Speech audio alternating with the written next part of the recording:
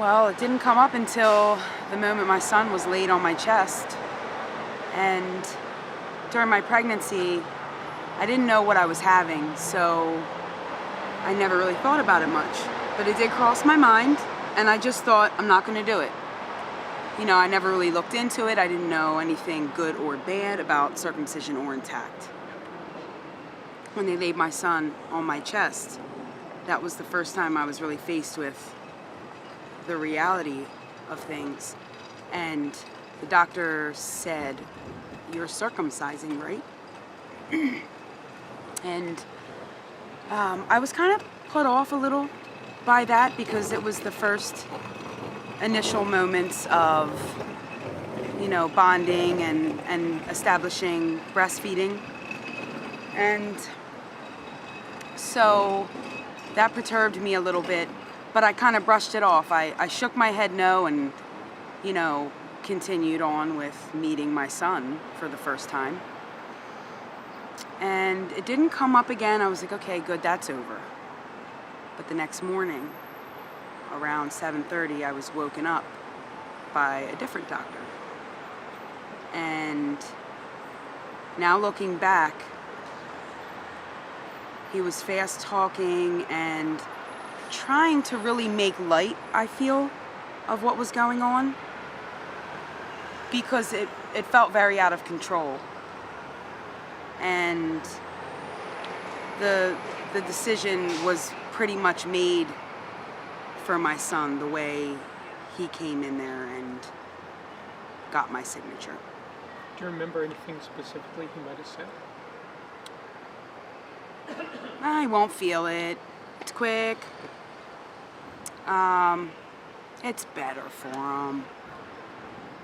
You know, and then a bunch of him trying to make different jokes, you know, with people in the room and trying to keep things real light and quick, I guess. And he got my signature.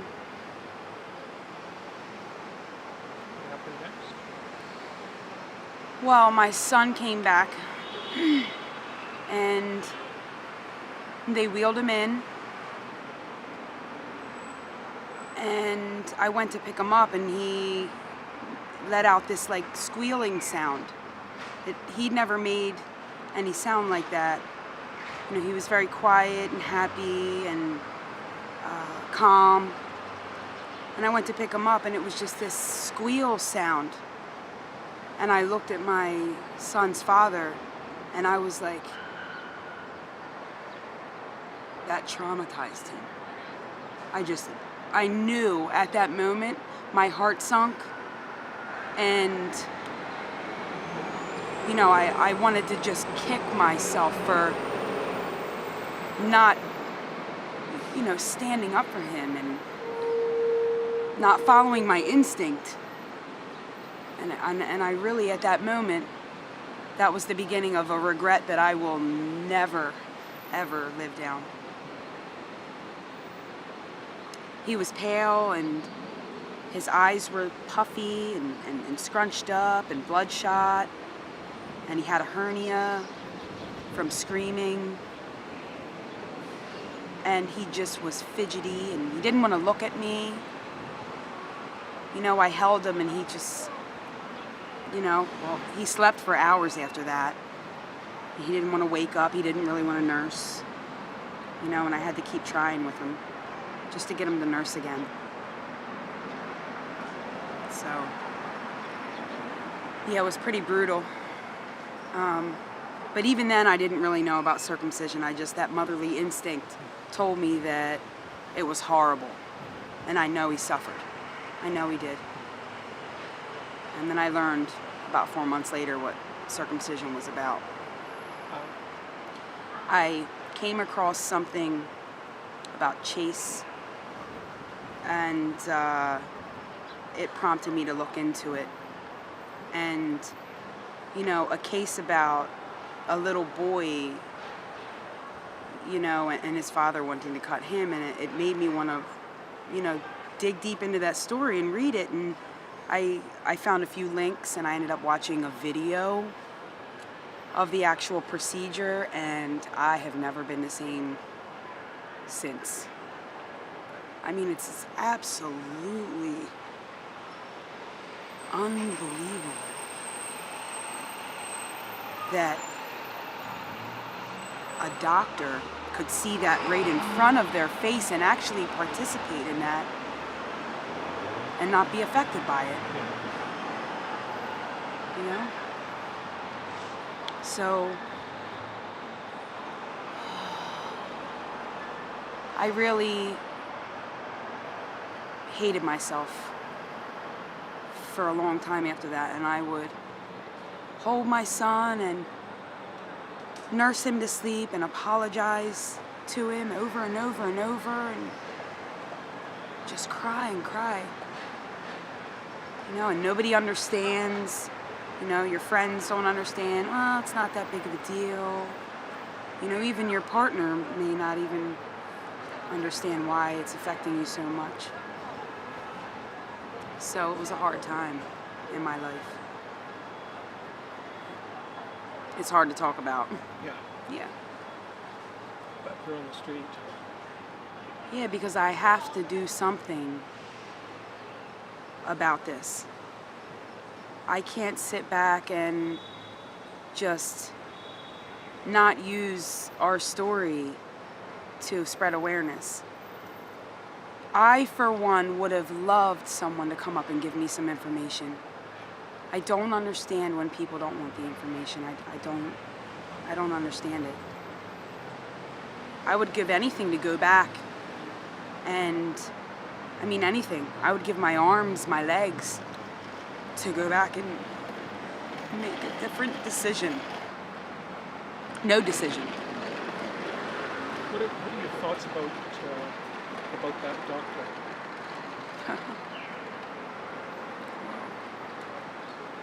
I have to drive past his office very often, and I want to go in and give him a piece of my mind, you know? I want to say, how dare you not give me any information? How dare you come in and fast talk me? I said no to the doctor that delivered my baby. What did you guys do? Say she said no, go ask her again? What did you... I mean, I want to know, you know, why you guys were so concerned with my son and his penis. Why were you so dead set on asking me about circumcision, but not giving me any information on it before that moment?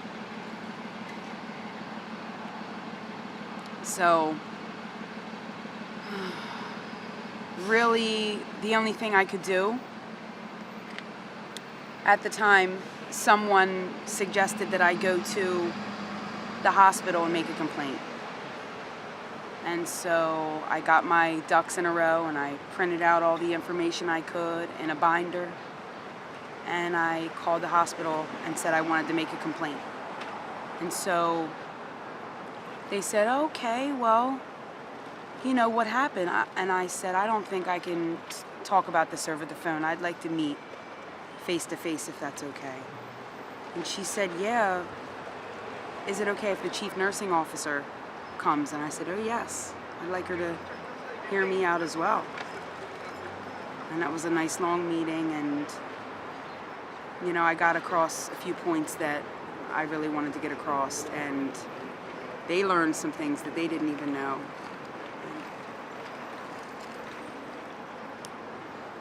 I'm really nervous. I'm so sorry. Do you want to use this opportunity to speak directly to the doctor that did this to your son? Do you want to name that person?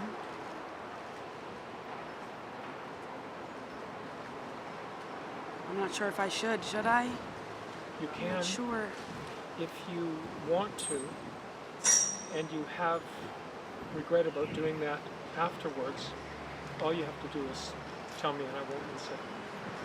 But I sometimes think one of the ways that we can do this is to make it public and name the names and you could talk directly to the doctor right here in a way that he would have to listen because it would be public, whether you named him or not.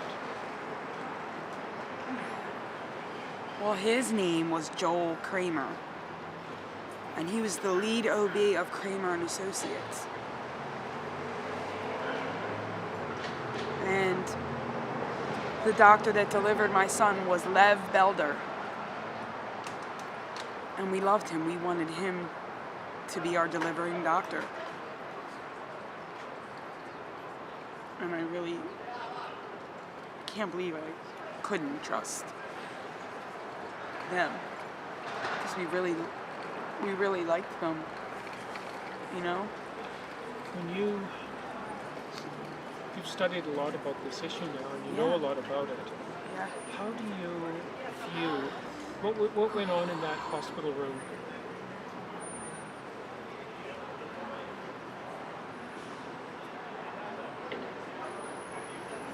Oh, it was like the biggest blind side of my life. I think it was coercion. I think it was very unethical, the lack of information. Complete lack of information. They didn't speak about it once during the prenatal period. Not once.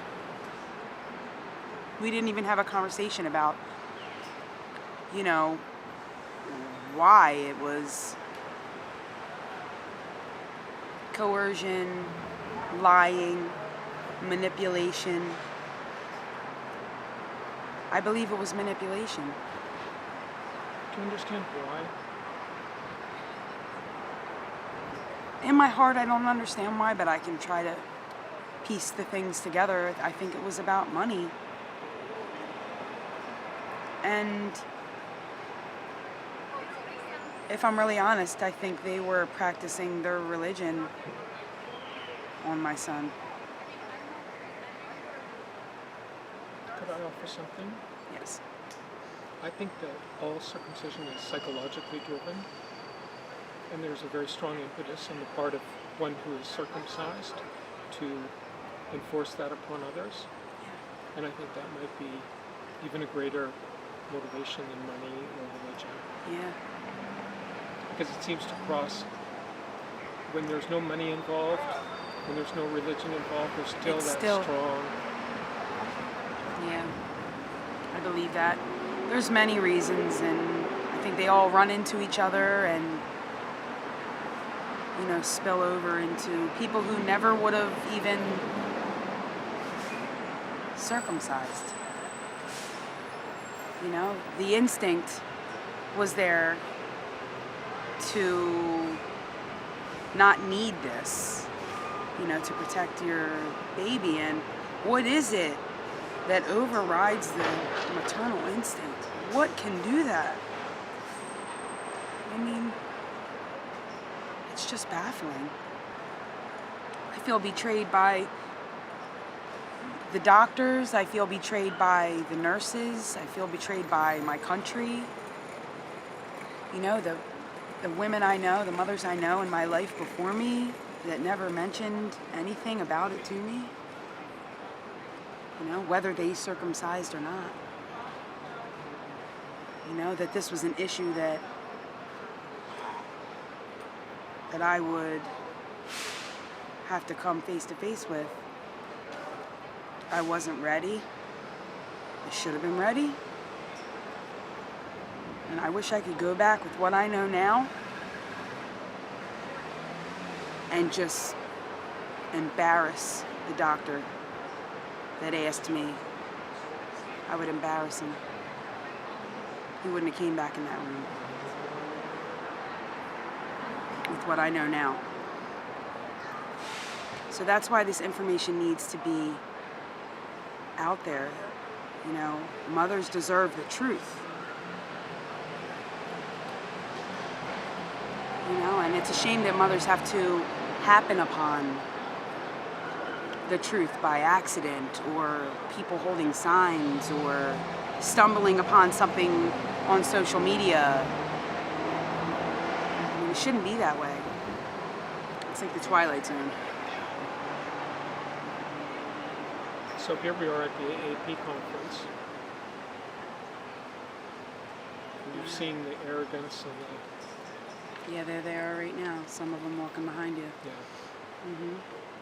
You see they're smirking and laughing and looking at us like, well, why are we out here?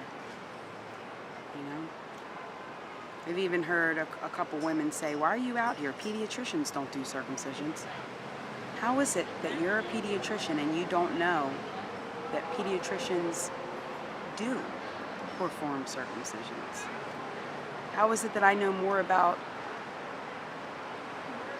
you know, those things in your own field? Why do I know that and you don't? It's because in America there's this hush thing that we really shouldn't talk about it, and if we do, it should be about how great it is and how we should, and it's absurd to protest against it. Even the man that says I did not consent gets laughed at. Her body, her choice, but when someone says, you know, his body, his choice, oh no, it's the parent's choice. Well, it shouldn't, because look what happened to my son, because it was my choice.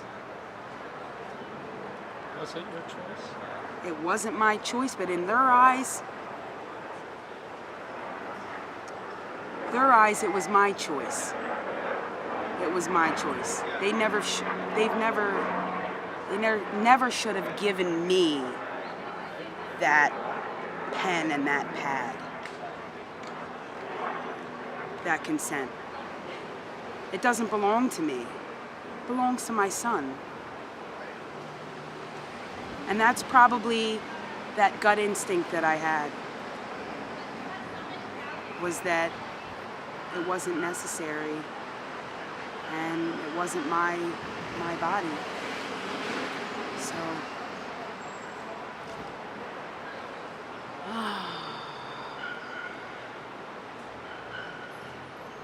and I hope he forgives me one day. I really do. Because I don't know, like, I can't make it right. I can't make it right. You know, what do you say? You know, I have these words planned out, what I'm gonna say to my son, and it still doesn't sit right with me. This shit is so unfair. It's so unfair.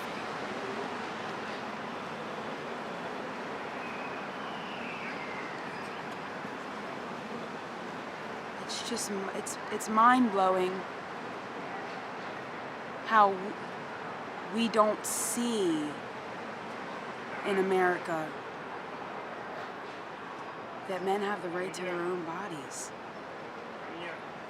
Like, I'm ashamed to be an American. I really am. You know, and this isn't the way I pictured my life. You know, having a small child again and being a more gentle mother than I was with my children when I was younger, and making the biggest mistake I could make. I mean, I've made many mistakes. What would you say to the doctor who did this to your son? If I came face to face with the man who circumcised my son, it would be hard to restrain myself physically, but I would want to scream in his face, "You lying piece of shit. You sneaky, sick psychopath. Cutting babies. It's disgusting. And you have to lie to parents so that you can do it." That's what I would say. Well,